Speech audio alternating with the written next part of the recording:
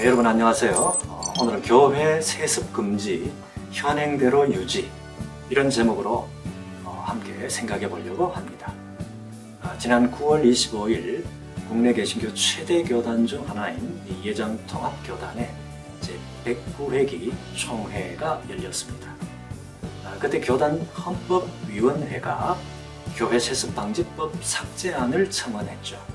이 청원에 대한 토론에서 교회 세습방지법을 현행대로 유지하자, 이런 입장은 어떤 의도였는가 하면 교회 사유화를 막자, 또 교회 주인이 하나님이심을 인정하자, 그리고 우리 교단의 미래 핵심 가치를 지키는 것이다, 이런 주장이었습니다. 반면에 교회 세습방지법을 삭제하자라고 하는 입장에서는 대형 교회는 세습이 안 되고 또 소형 교회는 된다, 이런 이 현행 법 조항 자체가 법의 한목적성에 맞지 않는 거다, 그리고 안정성이 없는 거다, 이런 주장이었죠. 투표 끝에 삭제한 찬성이 370명, 또 반대가 661명, 이렇게 해서 이 청원은 부결됐습니다. 그래서 교회 세습 금지는 현행대로 유지하게 됐고요. 그래서 약 2배가량의 총대가 이 삭제안에 반대함으로 인해서 교회 세습 방지법은 현행대로 유지하게 된 거죠. 교회 세습 관련 이슈는 다른 말로 담임 목사 청빙 이슈라 할 수 있습니다. 이번에 예정통합교단에서 교회 세습 금지가 현행대로 유지됨으로 인해서 담임 목사 청빙과 관련해서 지역교회가 어떤 방향으로 나아가야 할 것인지에 대해서 이번 영상에서 한번 생각해 보려고 합니다. 그런 점에서 담임 목사 청빙 경향과 또 청빙 유형, 또 청빙 기준과 청빙 과정, 그리고 향후 전망에 대해서 살펴보려고 합니다. 먼저 청빙 경향입니다. 1980년대 초중반까지만 하더라도 신학대학의 그 신학대학원 과정을 졸업하는 졸업생들은 대부분 교회를 개척하는 분위기였죠. 당시만 하더라도 상당수의 교단에서는 교회 개척을 목사 안수를 받는 조건으로 내걸었던 그런 분위기였습니다. 그래서 신학교를 다니는 중에 혹은 신학교를 졸업한 후에 교회를 개척하는 것이 일반적인 현상이었습니다. 그러나 1980년대 중반 이후로 급격한 경제 성장에 힘입어서 우리나라의 중산층이 급증을 했고, 1980년대에 강남 지역이 개발함에 따라 대거 강남으로 인구 이동 현상이 나타납니다.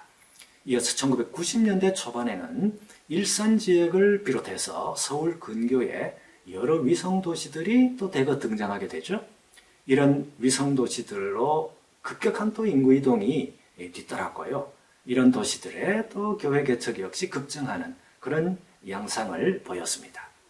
급격한 도시화, 또 급격한 근대화를 경험한 우리 한국 사회에서 한국교회의 후임 담임 목사 청빙은 몇 번의 사이클을 경험했다, 이렇게 말씀드릴 수 있습니다. 첫 번째 사이클은 1980년대 또 90년대 이때 발생하는데요. 60, 70년대 당시에 교회를 개척한 이 담임 목사들이 80년대 후반 또 90년대 초반에 들어서면서 대거 은퇴를 하게 되죠. 그러니까 자연스럽게 후임 담임 목사 청빙이 시작이 되고요. 또 한국교회 내의 주요한 이슈로 이 담임 목사 청빙 이슈가 떠오르게 됩니다. 자, 두 번째 사이클은 1990년대 후반 그리고 2000년대 초반에 발생합니다. 1970, 80년대 당시에 교회를 개척한 담임 목사들이 주로 90년대 후반 혹은 2000년대 초반에 들어와서 본격적으로 은퇴를 하게 되죠. 그러니까 또 후임 담임 목사 청빙이 이루어지게 됩니다. 자, 그래서 그 다음에 세 번째는 최근 들어서 본격적으로 은퇴하는 담임 목사들로 인해서 또 후임 청빙이 활발하게 이루어지고 있는 그런 모습을 볼 수가 있습니다. 이런 사이클을 볼 때 일반적으로 20, 30년 정도를 주기로 해서 한국교회에 담임 목사가 대거 교체되는 그런 현상이 나타난다, 이렇게 말씀드릴 수 있습니다. 물론 이런 경향을 일반화해서 말씀드리기에는 좀 무리가 따르겠죠. 교단마다 이건 다르고 또 목회자 수급 정책 이런 거에 따라서 또 다를 수 있는 어떤 그런 문제고, 또 시대별로 교회 수 그리고 목회자 수의 상관관계 역시 교단마다 또 차이가 있기 때문에 그렇습니다. 그러나 일반적으로 담임 목사의 은퇴 시기를 고려할 때 한 20-30년 정도를 주기로 인해서 대거 담임 목사 청빙이 이루어지는 그런 모습을 볼 수가 있습니다. 자, 여기서 이제 우리가 첫째 시기 80-90년대, 1980년, 90년대 초반 당시에 후임 담임 목사 청빙, 이 경향은 주로 두 가지 배경을 가진 목회자가 청빙되는 그런 경향을 보입니다. 첫 번째는 교회를 개척해서 안정적으로 목회를 해온 이 작은 교회의 담임 목사를 그보다 조금 더 큰 규모의 교회에서 담임 목사로 청빙하는 경우입니다. 이미 담임 목사 경험이 있고 또 개척을 해서 안정적인 상태가 되기까지의 과정에서 얻은 그 목회적인 경험과 영성, 이런 것들을 굉장히 높이 평가했죠. 두 번째는 규모가 있는 중대형 교회의 부목사를 담임 목사로 청빙하는 경우입니다. 이런 경우는 중대형 교회에서 배운 목회적 경험을 작은 교회에서도 잘 적용할 수 있다라고 판단했기 때문에 담임 목사 청빙에 유리한 그런 조건을 갖춘 분들이라 할 수가 있겠죠. 비록 80년대 당시에도 유학파라든지 특별히 이제 소위 미국에서 유학하고 또 미국 교회를 경험한 그런 미국파 목사들이 후임 담임 목사로 선정되는 경우도 있기는 했지만 이런 분들은 소수에 불과했다고 할 수 있죠. 그러나 이제 둘째 시기, 다시 말해서 90년대와 2000년대 초반에 들어와서 후임 담임 목사 청빙 경향은 첫 번째 시기하고는 조금 다른 양상을 보입니다. 먼저 미국의 한인교회에서 목회적 능력을 검증받은 미국파 목사들이라고 할 수 있는데 이런 분들이 다수의 중대형 교회 담임 목사 후보로 등장을 합니다. 그러자 기존의 국내 목회자들, 소위 말해서 담임 목사들과 부목사들이죠. 이런 분들과 담임 목사 자리를 놓고 소위 말하는 미국파 목사들이 경쟁하는 그런 양상을 띠게 되죠. 두 번째로는 목회 세습 이슈가 이제 전면적으로 등장한다는 사실입니다. 수백 대 1의 치열한 경쟁을 뚫고 후임 담임 목사가 선정되었지만 은퇴한 전임 목사와 후임 목사가 심각한 갈등 양상이 대두되는 그런 교회들이 많아지게 되죠.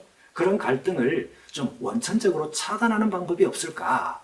그래서 은퇴 목사의 아들을 후임 담임 목사로 선정하는 소위 말해서 목회 세습이 본격적으로 등장하게 된 겁니다. 자, 세 번째입니다.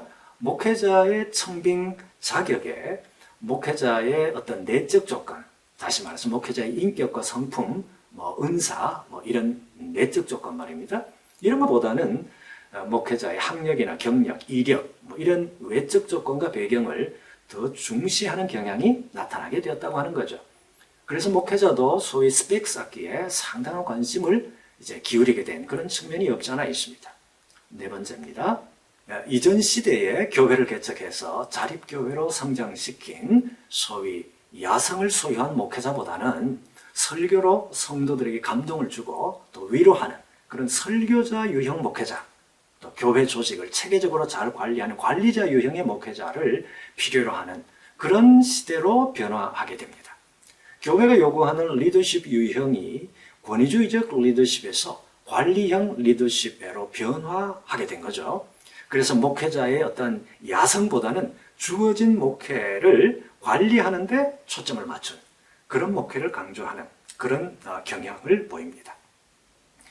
새천년에 진입한 이후로 또 최근으로 올수록 이런 경향은 더 뚜렷하게 나타나게 되죠. 신학교를 졸업하면 교회 개척이 대세이던 이전 시대에는 볼 수 없었던 현상인데요. 후임 목사 청빙이 주요 이슈로 대두하게 되니까 목회자들의 의식에도 변화가 일어나게 됩니다. 다시 말해서 이전 시대에는 교회를 개척하거나 한 교회에 부임하면 자기가 은퇴할 때까지 그 교회를 목회한다, 이런 생각이 지배적이었죠. 그러나 이제 청빙 이슈가 대두된 이후로 인해서 필요시 언제든지 이제 목회지를 이동할 수 있다, 이런 생각이 점점 더 목회자들의 인식 속에 자리 잡게 되었다고 하는 얘기입니다. 이런 목회자의 인식 전환은 또한 이전 시기에 대부분의 목회자들이 상식적으로 여겨왔던 한 교회 평생 목회, 한 교회 평생 목회 개념을 아주 약화시킨 측면이 있죠. 또한 작은 교회에서 보다 큰 규모의 교회로 목회지를 이동하는 목회자에게 윤리적 문제를 제기하는 그런 계기가 되기도 합니다. 담임 목사를 청빙하는 그런 이제 교회, 담임 목사를 청빙하는 그런 중대형 교회의 입장에서는 규모가 작은 교회에서 담임 목사를 경험한, 담임 목회를 경험한 그런 목회자로서의 능력과 자격이 검증된 목회자다. 이렇게 생각하는 거죠. 그래서 이런 목회자를 선호하게 되는데 이거는 어떻게 보면 좀 자연스러운 현상이 아닌가 그렇게 생각할 수가 있죠. 반면에 작은 교회의 담임 목사가 중대형 교회로 목회지를 이동하는 경우에 이 작은 교회 성도들은 자기 교회 담임 목사가 자기들을 버렸다. 그래서 현재보다 조건이 더 좋은 교회로 이동했다. 뭐 이렇게 담임 목사에 대해서 부정적인 인식을 가지게 되는 거죠. 특히 이런 이 부정적인 인식은 담임 목사에 대한 이해가 주로 한 교회 평생 목회라고 하는 그 개념에 익숙해져 있는 성도들의 의식에서 배신감을 느끼지 않을 수 없는 어떤 그런 경향을 보이게 된다는 거죠. 그러나 이제 최근으로 올수록 담임 목사가 현재 목회지를 떠나서 다른 목회지로 이동할 수 있다라고 하는 사실을 담임 목사나 성도나 이 모두가 어느 정도까지는 수용하고 있는 그런 목회직에 대한 이해에 조금 변화가 일어나게 됩니다. 이렇게 목회자와 성도들의 이 목회직에 대한 인식의 변화, 이거는 어디서 비롯되었을까요? 그것은 이미 평생 직업 개념이 무너진 우리 사회에서의 일반 직업 개념의 변화에 영향을 받은 측면이 있다. 이렇게 말씀드릴 수 있습니다. 또한 이 교인들이 담임 목사를 청빙하려고 하는 교회의 입장을 과거보다 더 이해하는 측면이 작용한 것으로도 보이고요. 다시 말해서 청빙하는 교회 입장에서는 작은 교회를 목회함으로 검증된 이 목사를 자기 교회 담임 목사로 청빙해야 우리 교회가 더 안정적으로 성장 발전할 수 있다. 뭐 이렇게 믿는 거 아니겠습니까? 그래서 이제 이거를 일반 성도들이 어느 정도 이해하는 그런 경향이 생겼다라는 거죠. 자, 담임 목사 청빙 후보자의 장단점에 대한 얘기를 좀 해보려고 합니다. 보통 이제 담임 목사를 청빙하려고 하는 교회는 다른 교회의 담임 목사, 그리고 두 번째는 다른 교회의 부목사, 그리고 세 번째는 한인교회의 담임 목사, 이렇게 세 부류의 목회자 청빙 대상 후보자를 이렇게 세 부류로 구분을 할 수가 있죠.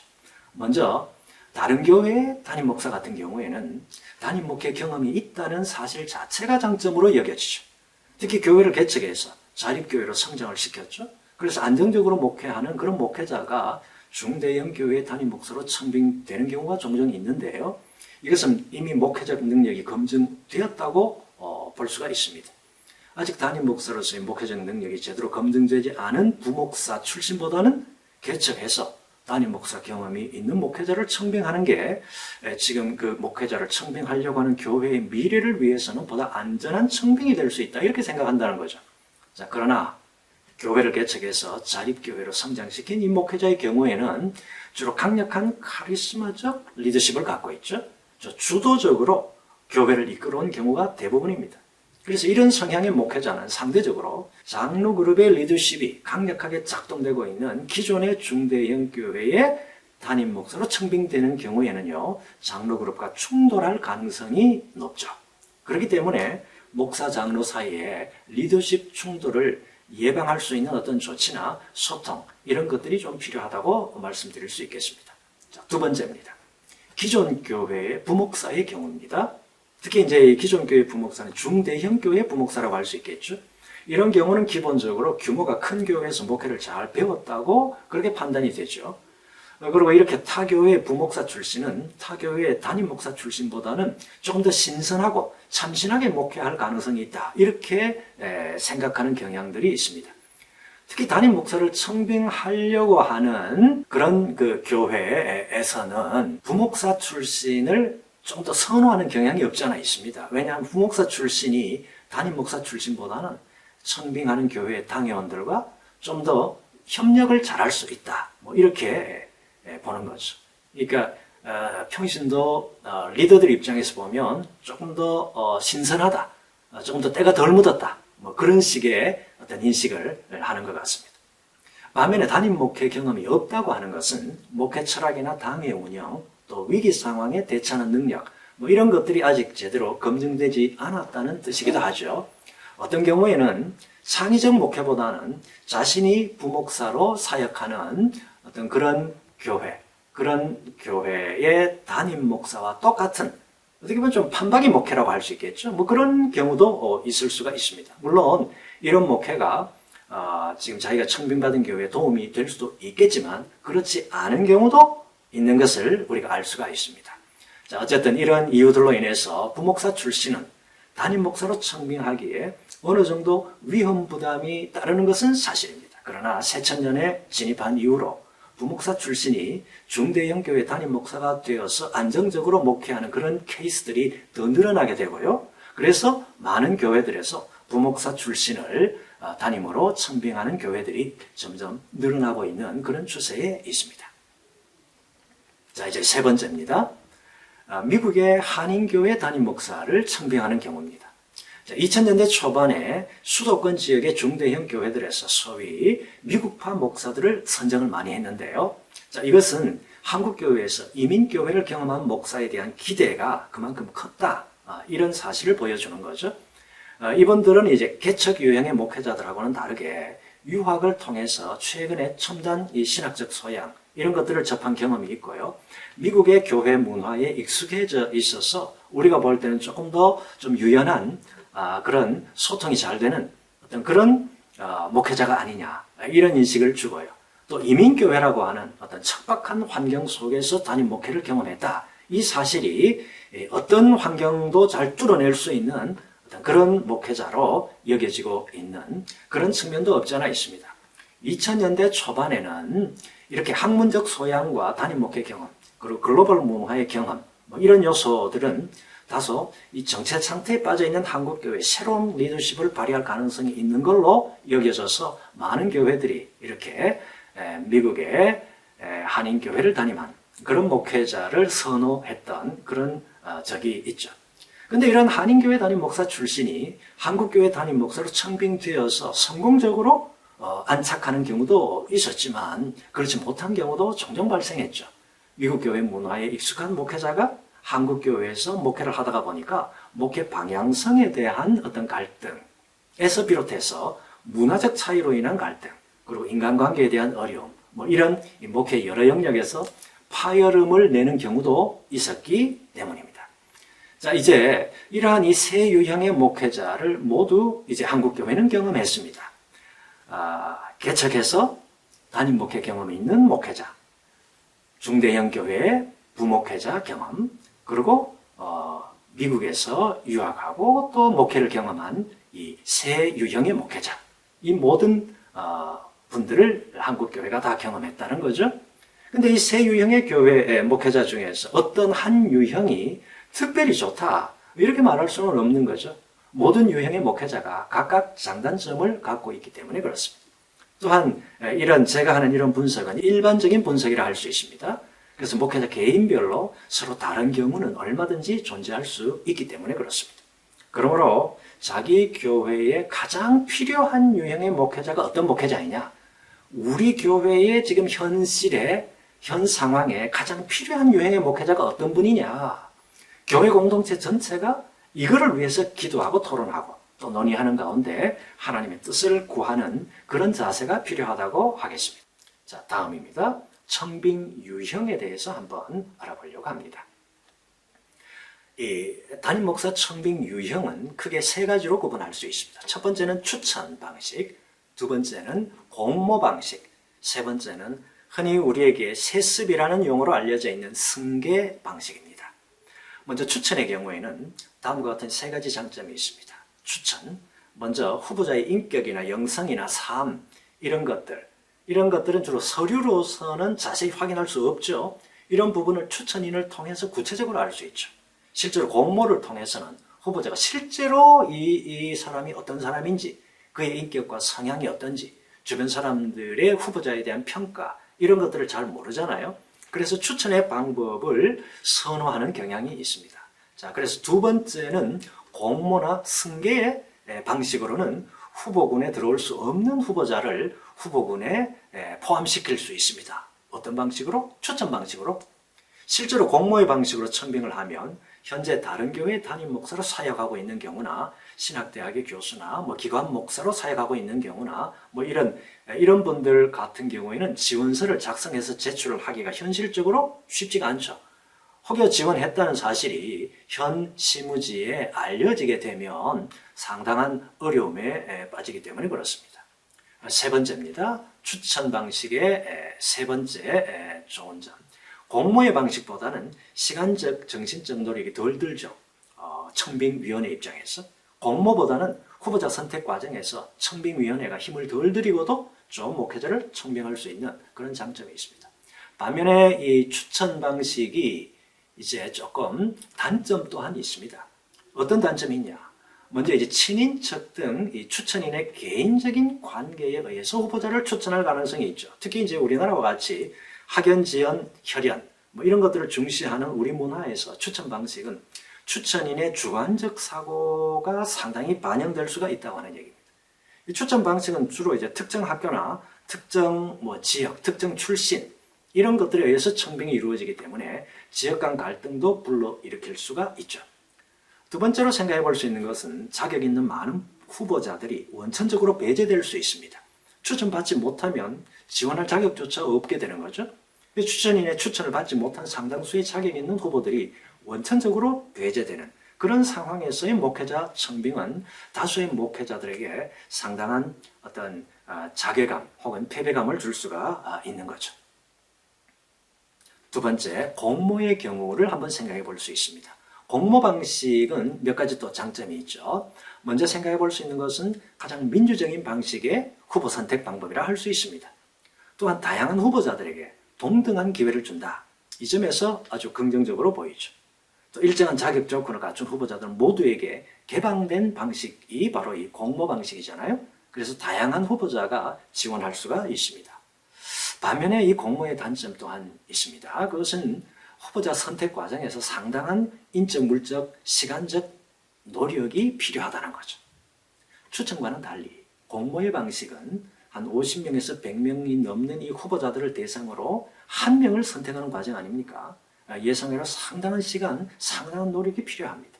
이런 과정에서 청빙위원들은 초반에 이 열정이 좀 식어지게 되고요. 나중에는 청빙 자체를 다소 형식적으로 접근할 가능성 또한 없지 않습니다. 또 후보자가 난립하는 경우에 적합한 후보자를 누락할 가능성 또한 있죠. 실제로 공모의 경우에 학력과 이력과 배경 이런 것들을 보고 한 3, 4배수 정도 뽑겠죠. 그리고 다시금 한 10명 내로 후보자들을 좁힙니다. 다시 그들이 실제로 설계하는 과정을 거쳐서 한 두세 명 정도 선정을 해서 최종 한 명을 선정하는 그런 과정을 거치는데요. 이런 과정에서 이력서에 기록된 조건은 다소 부족하지만 그럼에도 불구하고 유능하고 우리 교회에 적합한 후보자가 제외될 가능성 또한 없지 않다. 바로 그 얘기입니다. 마지막 세 번째입니다. 흔히들 우리가 잘 알고 있는 세습으로 알려져 있는 승계 방식이 있습니다. 이 승계 방식 또한 장점이 있는데요. 승계한 후임 목사가 교회 사정에 익숙해져 있겠죠. 그래서 추천이나 공모에 의해서 결정된 그 후임 목사보다는 더 안정적으로 목회 환경에 정착할 수 있다는 그런 장점이 있습니다. 또한 이 승계는 보통 전임 목사의 아들이나 친인척의 경우가 대부분이 아닙니까? 그러므로 은퇴 목사와 후임 목사 간의 갈등을 최소화할 수가 있죠.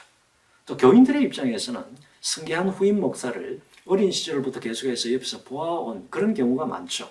그런 경우에는 추천이나 공모에 의한 방식보다는 바로 후임 목사를 안심하고 이 사람이 어떤 사람인지를 잘 아니까 안심하고 청빙할 수 있다는 그런 장점도 있다 하겠습니다. 반면에 이 승계 방식의 단점은 첫째로 여타의 가능한 지원자들을 원천적으로 배제한 채 이 청빙이 이루어지고 있는 것이기 때문에 비민주적 청빙이다. 이렇게 비판받을 수 있습니다. 또한 이 교회의 사회화 논쟁에 휘말릴 수가 있죠. 담임 목사의 영향력이 상대적으로 큰 대형 교회일수록 이 승계 방식을 통한 담임 목사 청빙은 교회 사회화 논란을 야기할 수밖에 없습니다. 또 현 시대의 사회적 인식과는 아주 괴리된 정근대적 방식의 목회자 청빙이다. 이렇게 이제 비난받을 수가 있다고 하는 얘기입니다. 성직자가 독신 생활을 하는 이 천주교하고 불교 같은 경우에는 아버지의 자리를 아들에게 물려주는 이 승계 방식이 원천적으로 차단되어 있죠.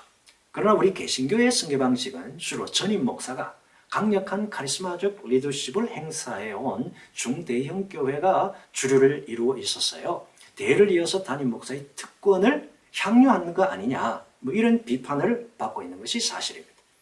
이번에 예전통합교단총회에서 세습금지 방지법을 현행대로 유지하자, 이 결정은 여러분 그런 의미에서 어떤 의미가 있을까요? 그것은 교회 세습, 다시 말해서 승계 방식의 담임 목사 청빙이 교회 사유화라고 하는 어떤 그런 늪에 빠질 위험이 크다, 이런 인식을 총대들이 했다라고 우리가 볼 수가 있겠죠. 다시 말해서 승계 방식의 담임 목사 청빙은 그렇지 않아도 교회의 대사회적 공신력이 현재 바닥을 치고 있는 마당에 더더욱 이 교회 대사회적 공신력을 훼손할 수 있다고 하는 총대들의 염려가 작용한 것이다. 뭐 이렇게 우리가 평가할 수가 있겠습니다. 다음으로는 청빙 기준, 그리고 청빙 과정에 대한 이야기입니다. 지금까지 추천, 공모, 승계 이 세 가지 유형을 알아봤습니다. 그런데 이 세 가지 청빙 유형 중에서 추천과 공모 방식을 결합해서 청빙 절차를 진행하는 그런 교회도 많이 있습니다.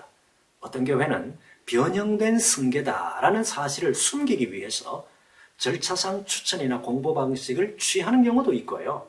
게다가 어떤 방식을 취한다 하더라도 특정인을 선발하기 위해서 특정인에게 유리한 후보자 자격 기준을 마련해서 청빙 절차를 시행하는 이런 조금 좋지 않은 방식 또 볼 수가 있죠. 이런 이유들로 인해서 어떤 청빙 유형을 취할 것이냐, 뭐 이 문제도 중요하겠지만 후보자의 자격 조건을 어떤 우선순위에 따라서 어떻게 배치할 거냐, 이 문제 역시도 중요한 이슈라고 할 수가 있습니다. 전통적으로 담임 목사 청빙의 자격 조건으로는 자필 이력서나 뭐 가족관계 증명서, 자기소개서, 목회계획서 뭐 이런 서류들을 기본적으로 요구하죠. 그런데 신학대학 졸업생 수가 급증하고 급변하는 교회 사정으로 인해서 담임 목사 후보자에게 요구되는 제출 서류가 계속 추가되어 온 거 아니겠습니까? 과거에는 후보자 개인의 성장 과정과 소명, 신앙관 뭐 이런 거를 주로 따졌죠. 그런데 요즘은 어떻습니까? 후보자 부모의 신앙력 이런 것들이 추가되기도 하고요. 또 뭐 사모 소개서가 필수 항목으로 추가되는 경우도 있습니다. 이것은 담임 목사 아내가 목회 활동에 부정적으로 영향을 끼칠 가능성을 방지하기 위한 대비책으로 보입니다. 자, 이것은 실제로 담임 목사 아내의 영향력이 담임 목사 목회에 결정적으로 중요하다는 사실을 교회가 인식한 결과라고 하겠습니다. 게다가 목회 계획서에 목회 철학이나 목회 동기를 요구하던 기존의 요구에 더해서 교회 관리 운영에 관한 방안, 목사와 장로와의 관계 설정, 뭐 이런 보다 민감한 사안에 대한 후보자의 견해를 요구하는 그런 교회도 늘고 있죠. 그런데 문제는 이러한 외적인 자격 조건이 실제 선정 과정에서 결정적으로 작용하지 않는 경우가 허다하게 발생하고 있다는 거죠. 또한 청빙 과정에서 청빙위원들이 아무리 객관적이고 정확한 채점을 한다 하더라도 수많은 후보자들 가운데 비슷한 점수를 받는 후보자가 다수 나올 수 있는 거 아닙니까? 그럴 경우에 후임 목사 선정 과정에서 잡음이 발생할 수가 있고요.